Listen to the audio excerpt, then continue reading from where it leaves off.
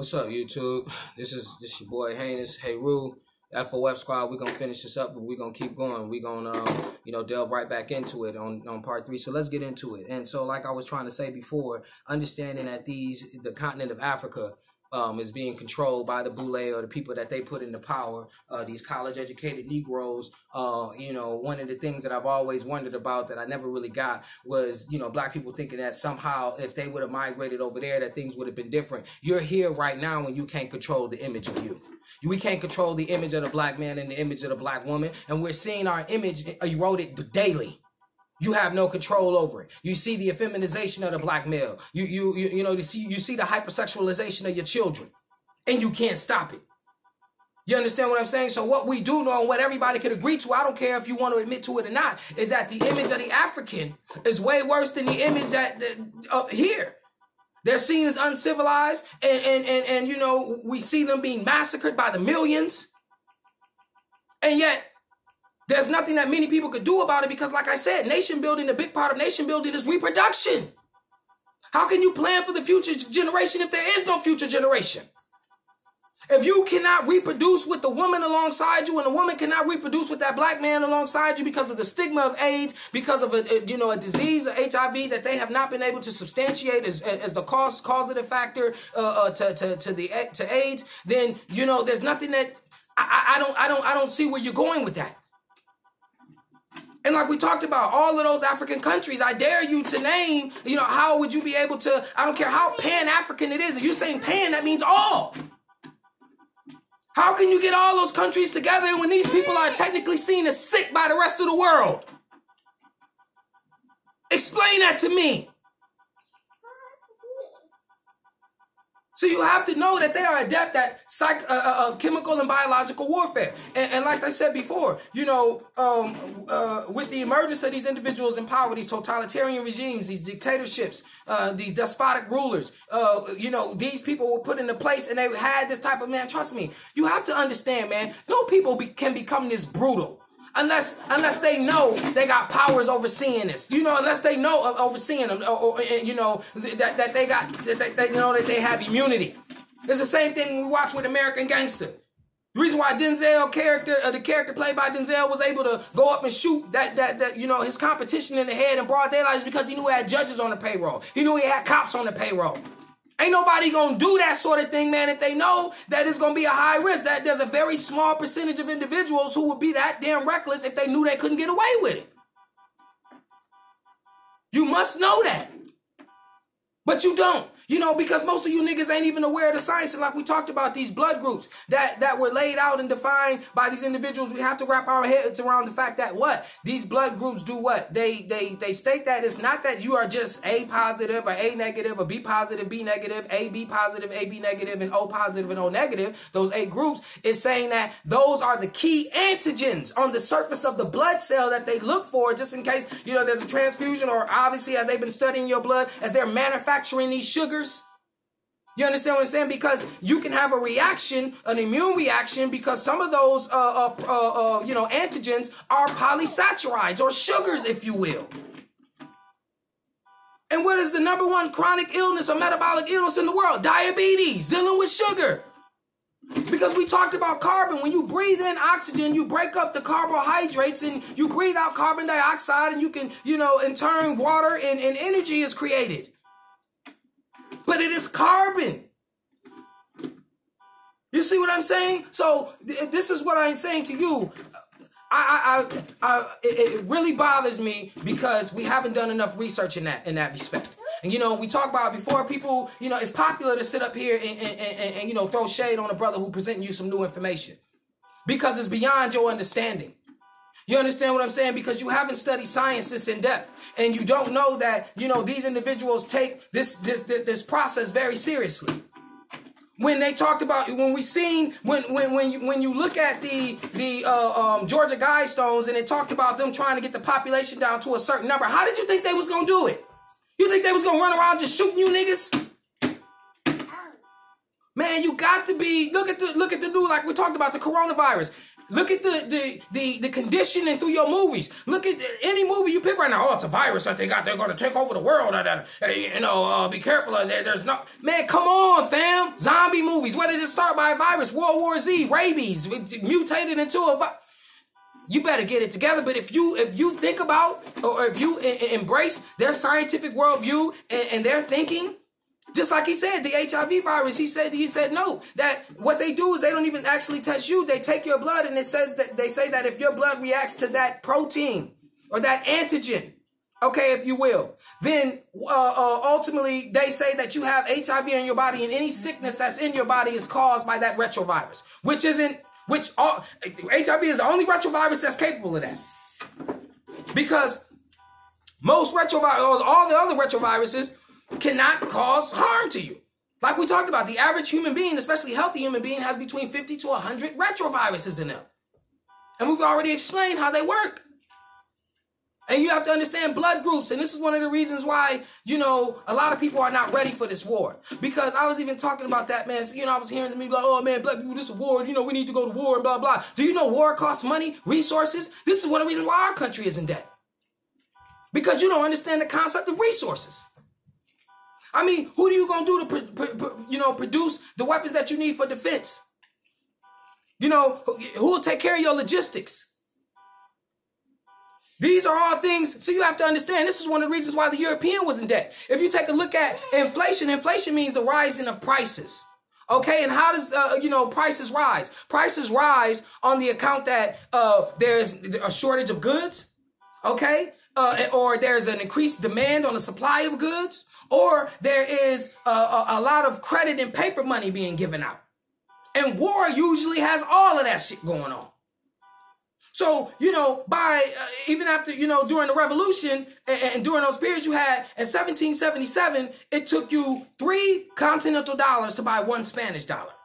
Then by 1779, it cost you 40 continental dollars to get 1 Spanish dollar.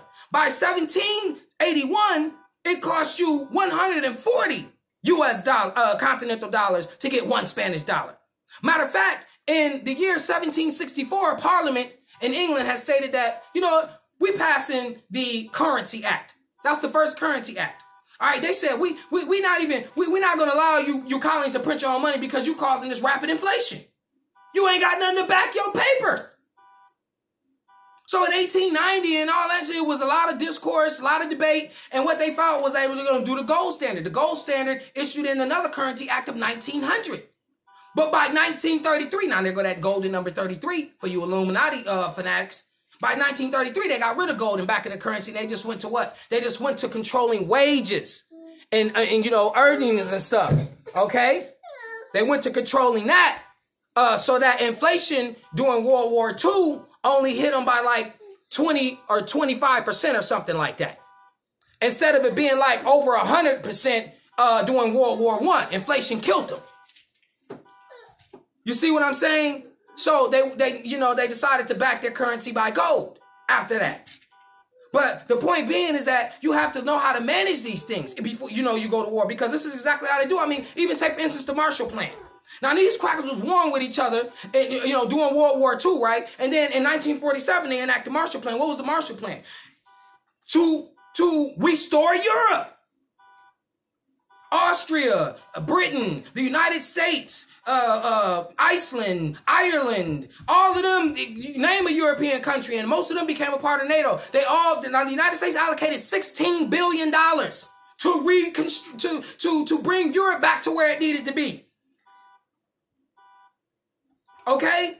And so that's what you have to understand. So even when they were at odds with each other and warring with each other and at each other's throats, that it may have seemed or appeared to be, the reality of it was that they knew they couldn't destroy each other. They knew they had a mission. They know about these, these warring factions. We all know about it. But the reality of it is that was all necessary. It was necessary on so many different levels. And we already had addressed that and talked about that, how they had to authenticate themselves, because much of what these individuals who claimed to be God's chosen people had was merely just a home that existed in a book. It didn't exist in real life. So it was crucial to craft these events in order to give them that much more power, because that's what you're leading yourself up to ultimately it will only be people who claim themselves to be omnipotent and who claim themselves to be a part of the aristocracy will be able to inhabit this earth.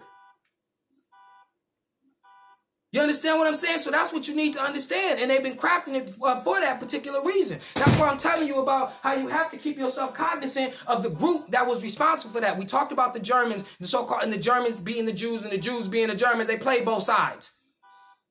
You know, we went through that already. We've already established that these Jews who were Germans, the Rothschilds, who took over, and the last vestige of their strength was through the French Empire, which Napoleon controlled, which they defeated him in the Battle of Waterloo in 1815. Okay, and then by 1846, there was this pamphlet going around, and then the heading of the pamphlet was Satan runs through Europe, or Satan sweeps through Europe. Okay, because everybody was aware of the power that these German Jews were obtaining. All right, Otto von Bismarck, they all get this power at the Congo Conference or the Berlin Conference in 1894 and 1895. That's when Otto von Bismarck gets his power, and then he gets his money from who? A German by the name of Meyer Karl von Rothschild.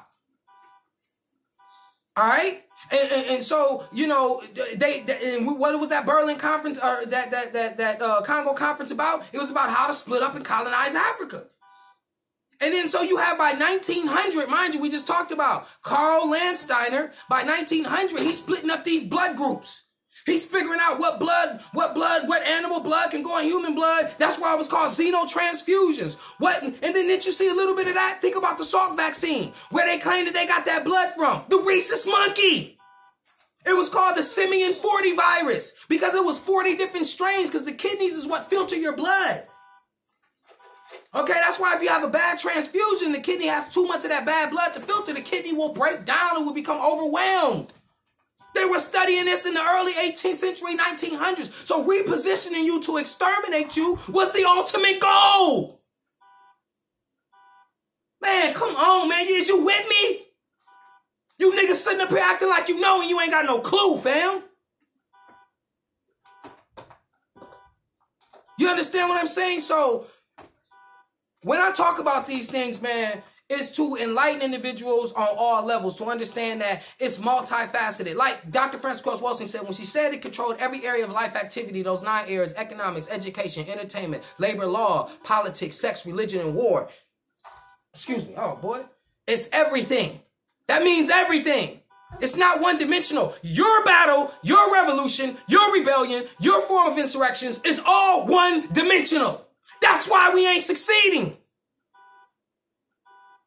Because you have people who just research, rhesus monkey, these white folks think we came from money. They didn't think, like I said before, the RH group they claim came from archaic cells. The archaic group, which is the oldest form of life, they think that they know, and then that has nothing to do with, obviously because it was common in monkeys that they seen, but we also talked about cats also having the ABO group, but it's not the same structurally, and it doesn't perform the same function. But, that's what you have to be aware of. Millions of other blood groups that you contain on your cells. It's not just that, somebody say, I'm AB positive, that's my blood group. No, you have many other subgroups a part of your blood too as well. They just don't cause that adverse reaction as those primary antigens. You understand what I'm saying? So you must know that when they, process blood, that's what they take out. That's why they call it, like I said, a plasma transfusion, because they take out the red cells, they take out the platelets, and they take out the white blood cells. And so like in the vaccination, the theory is because you have like 3 types of white blood cells. You have what's called granulocytes, you have what's called lymphocytes, and you have what's called monocytes. All right. And the lymphocytes are the cells which they technically term as memory cells. They try to activate those because those are the white blood cells that keep a memory. Like, oh, virus, I know you, bitch. We finna, you're not coming in here causing no more destruction. If I see something like you or anything like you or you, I'm destroying you. I'm sending out the messenger to get the B cells to come out here and tear everything up. All right. And they assist in what's called macrophaging, or eating up the cells, or macrophage. So this is what you need to know. Just like how people have leukemia, the white blood cells are technically called leukocytes. So when a person has leukemia, they build up these white blood cells. Okay, this white blood cell just starts, and anytime, like they said, most of the time they always said when they were diagnosing individuals with HIV, so there was, so people would have a fever, they would have this, buildup of white blood cells. Okay, they was like, oh, your body's trying to fight off an infection. And if they found that retrovirus and they was like, oh, it's because this is HIV, which HIV couldn't do that. It couldn't cause that big of an infection. You understand what I'm saying? So, conveniently enough, like we said in Europe, when they got this, white blood cell explosion, they say, oh, well, it's probably leukemia. Yeah, leukemia. They diagnosed them with that. You understand what I'm saying? But yet, if it happened in Africa, they were like, oh, that's AIDS, that's HIV right there. And you must know that. So, because we're not aware of that and we haven't been able to confront that, this is where the problem lies. I don't really actually see how you're going to go. Even right now, I love my brothers and sisters in Africa, but I feel like I probably wouldn't have no power because all the dictators there, we know in 1960s, you had about 19 countries in Africa or 16 countries in Africa that were able to vie for their independence. But we all see that was nominal power. They didn't got no real power. Just like Jamaica got its independence from Britain, but the head of state is still Queen Elizabeth. All right, you better believe, like we talked about in Liberia, what was also big? It was the rubber industry. Firestone Tires. He got his contract with Ford. Okay, so they was also working them indigenous like crazy. And the Boule, they weren't doing nothing but sitting up there, controlling it. Because they were the ones who had enough melanin to be able to stay out there in the sun in those latitudes. Okay? That's what you have to understand. This was a science. And because we're not adept at chemistry and because we don't dig deep, a lot of us wouldn't recognize this. Even when the brothers was talking something about, Iran and is it a proxy? Man, like I told you before, when you look at that region, it is called the empire of proxies. When you're taking a look at Syria and Turkey and Iran, Iraq, and then what borders Iran would be, or Iraq would be, Afghan, in that area, Afghanistan and Pakistan, and then you have Yemen and all of those areas. Those are proxy nations. Okay, so what do we know when we took a look at that? We also had to go back and understand, like, look, we've already discussed how you had the Iran-Contra scandal and you had the Iran hostage crisis. And that Iran hostage crisis took place during the Jimmy Carter administration in 1979, and then they took 52 individuals, at the U.S. embassy, some students, Iranian students, because they wanted the Shah of Iran to come back so they could kill him. But he ended up fleeing to New York, coming back to Egypt, dying in Egypt in 1980. All right. And then afterwards, what happened was they didn't let the hostages go. So Jimmy Carter said he was going to freeze the Iranian assets. That didn't even work. And so he sent a helicopter mission, which was unsuccessful. And then that really caused him to, to tarnish his presidency. And Reagan got elected after he did what? After he was able to free those hostages after they were hostages in 444 days of captivity.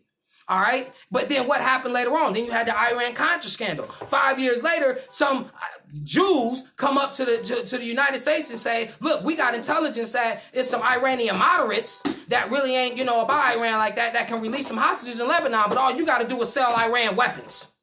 So according to them, only between 1985 and 1986 were they selling Iran weapons, and then that money from those weapons was going to fund the Contras who were anti-communists in Nicaragua.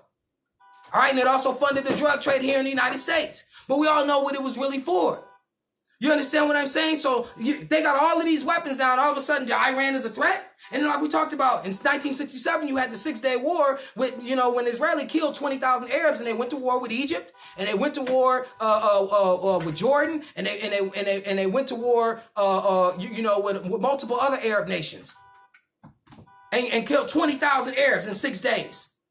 So they had that military might of America by virtue of via their weapons and also the support of the United States of America. It's just like what happened in Korea. When we take a look at Korea, and then that's a proxy war. Shortly after World War II, what happened? You had the United States go in there and say that, it was a civil war in Korea, so we want to stop the spread of communism. All right? And so what happens? The Soviets go in there too and say, okay, well, yeah, we want to stop it. So what they divide North Korea and South Korea up. In what was called the 38 parallel. Everything north of 38 was North Vietnam. Everything south was South Vietnam. And this was the thing. So what they did was reorganize and restructure their governments. The United States built what was called, had an election, and it created the Republic of Korea. All right. And then the Soviets was like, damn, okay, you're going to do that? Then we're going to create the Democratic People's Republic of Korea. All right. And then so shortly after that, when they were going to withdraw, I think the Soviets withdrew in 1947 because they had them build a government based off of socialism, more or less. You understand what I'm saying? Economic reform, political reform, and so that began to work a little bit. Ironically enough, the United States couldn't leave South Korea because they had an anti-communist, repressive, authoritarian government, and it was in disarray. So they couldn't leave until like a year later. And then it was like, oh, when we leave, it's going to be unrest, and then the North is going to invade the South. And then sure enough, supposedly the North invaded the South, but there's other revisionists that say that they didn't. They said that the South invaded the North. Who cares who started it? We know what the real truth is. So upon that happening, then what did the UN do? Along with some other troops, the United States, along with some other UN allies that go into there. But the United States supplied most of the military weaponry and most of the troops. So MacArthur like, yeah, we here to kick ass. And then so, when they had ended up invading the North, China was like, this is a security threat to us. So the People's Republic of China said, if you go past the 38th parallel, we finna get in this war. And the United States thought they was bluffing. And guess what? China stepped in that war and pushed them back into South Vietnam. And then everybody was scared as shit, like, oh shit, we got a real war. This could start a global war right now. So that's when the treaty came about. And then we have to understand this is how a nation's, the reason why I brought that up is you have to understand this is how a nation's sovereignty is obliterated and all of their activities are taken over. Under this idea that there is some sort of, democratic republic being substituted for, whatever other political ideology that they feel might be backwards and not up to par, or might threaten Western policy, Western foreign policy. But it's about the elimination of all these people. Because no matter where you go in the world, you know that there's a black population. And we are all connected by melanin.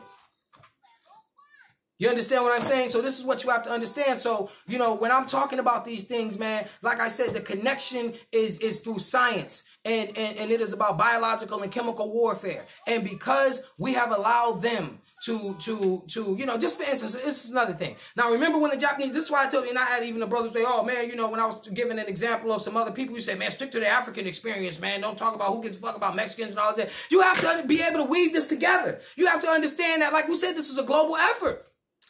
And just for instance, like when during World War II, who did they throw in internment camps? Okay, they threw the Japanese in internment camps. Now we know how we were being treated, but this is just a point that I'm trying to make. They threw the Japanese in these internment camps. All right. Now this is a side note. Germany was the biggest immigrant population from 1820 all the way up until 1980. 7 million Germans came around that time. And then at the time of the Revolutionary War, because the first consensus was in 1790. But at the time of the Revolutionary War, they estimate that it was around 100,000 Germans in the United States. This was practically German. And we know that a lot of these Germans were Jews. It would act like they was, but this is why they made such an easy transition when they came here. Now you have to understand. Now, when they did this first consensus in 1790, there were no city, and they did it. They evaluated 5 cities. No city had more than 40,000 people. New York had 33,000. Boston had something like 16,000. Philadelphia 13,000. You understand what I'm saying? So if you got 100,000 Germans, okay, in the colonies at this time, and then they're doing these estimates, how many of those people were Germans? You have to understand that. They control both sides of the narrative. You understand? So what's the point that, I'm bringing it home. Now, the Germans, like I said, continue to keep migrating in.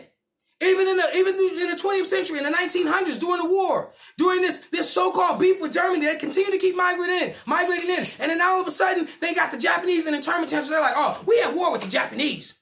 Oh, we got to throw them in internment camps. Because we can't trust them. We don't know who coming over here and might work for the other side. But you was also at war with the Italians. You was also at war. Literally, the biggest threat was the Germans. But you still let them migrate over here. You weren't throwing them in internment camps. And that was your biggest threat. See, man, y'all not getting it, man. You're not getting it. You don't understand how multifaceted and multi-layered this is. You think I come to you because I just want to spit this shit to you? You dumbass niggas. And I'm tired. I don't care no more, man. You think look, you can oust me. You can say whatever you want. But these are the facts, bro. These are the facts. I ain't got time to be sitting up here lying to you. I'm telling you that this was orchestrated by individuals who laid this out. And this, you know, and like they said, they call it providence, divine providence. This is something that they've been working on for, man, you don't get it, bro. Only thing that you're seeing is the eventuality of it. And you're seeing it, you know, a domino effect of it, you know, evolving because you're not aware of how big science controls worldview, of how much science controls worldview. You understand what I'm saying? And that everybody who don't, you know, come out. Why is it white folks that's coming out telling you HIV is a hoax? Why, you know, just like I was saying that it was so crazy, like black people smoke the most weed, you know, I'm from Michigan, but it was white people, you know, in a rush to legalize it again. But remind you, like we said, this is cyclic behavior. This is nothing new. 1937, they had the Marijuana Act where they tax, you know, if you was manufacturing it, distributing it, importing it, dealing it, doing it medically, they wanted a tax off of it. And our niggas like, oh man, we progressing. We, you know, they thinking outside the box. Marijuana legal now. It was legal at another point. It legal then. They just refine what they do, man. And they know that, like we talked about the currency issue, they know they have to have something that backs it, something that can create, economic stimulus. And weed can do it. Because we already know that it was a point in time when tobacco was backing currency, or tobacco was actually seen as a form of currency. What will dictate prices is the demand of something that can raise it, or it can help to even the playing field. You must know that. So like I said, man, I'm not, you know, I ain't for no games, bro. I'm not going to deal with a lot of that, you know, people trying to, you know, assassinate my character because they're not doing a lot of the research, or you don't understand all of the, the measures that they take in order to actually accomplish their goal. To me, it's nothing that I could do because you can't see that. You understand what I'm saying? So when they go through these links, and you know, like they do, and now it becomes a staple of our psyche that this is how things will occur, and that we need to prepare. Now we end up preparing for these events based on the knowledge that they had given to us about what it is or what it may be that may affect us. So imagine now, because you brought into this idea of vaccines, that, you know, when they do compulsory vaccinations or they're forcing it upon you, now you know for a fact that whatever it is that they're injecting you is a weapon. But they keep promoting it to you as if it can help you, or this is what science is based on, or a theory that you have to embrace as if it's factual. You have to evolve into a conviction. And you look like a dummy or a fool or a crazy person when you say otherwise. But like I said, I'm sorry that you're not, you haven't entertained these other realms, man, where knowledge, you know, is free, powerful now. And then, like I said, this is what has made me powerful in understanding this. You know, and I'm not, you know, like I said, you just have to understand that this is what I'm telling you the end game was. When they were trying to encourage you to go back, imagine, we talked about the image. The image of Africa is one in which, if you want to repair Africa, there's no way you can repair Africa without tackling AIDS, man. And if HIV has been perpetrated amongst your people as the greatest hoax in medical history, what in the hell? How you going? Now that's when the government gonna get on your head. Like I told you about economics and their main weapon, which is biological and chemical warfare, or a bio war as I call it. Then you have to understand, when you begin to tackle those issues, that's when they're gonna jump down your throat. That's when they're gonna send a boule after you. Start saying that it's a hoax. Now the evidence is out there. Like I said, look at the video by Dr. Wilner. He wrote the book Deadly Deception. You know, there's tons of videos out there that a lot of people are not actually taking a look at, and they need to soak this up. So when you look at this plan, you're looking at this and you know, looking at time periods and not seeing the dots being connected. And I can't help you because you can't put the pieces of the puzzle together. You know, and you're angry. But like I told people before, man, this is the truth, and you ain't telling the truth until you piss everybody off. You had to know that they knew. And nothing would have changed had you migrated there. Your people would have migrated there. You would have just been one of the victims. You would have been absolved in it because obviously you would have been seen as an African. You would have been seen as an individual being from that country. And they would have made sure that that country was unstable. The sovereignty was obliterated. And there was a great dependency on European finance and European direction. And there would have been nothing you would have been able to do about it. Just like how you swallowed whole here. And they're changing up your image to suit what? To suit their agenda, to suit their domestic policy. And they're doing the same thing to our brothers and sisters everywhere across the world in order to suit their foreign policy. Otherwise, it becomes a threat to Western civilization. And that's what the fuck you need to know.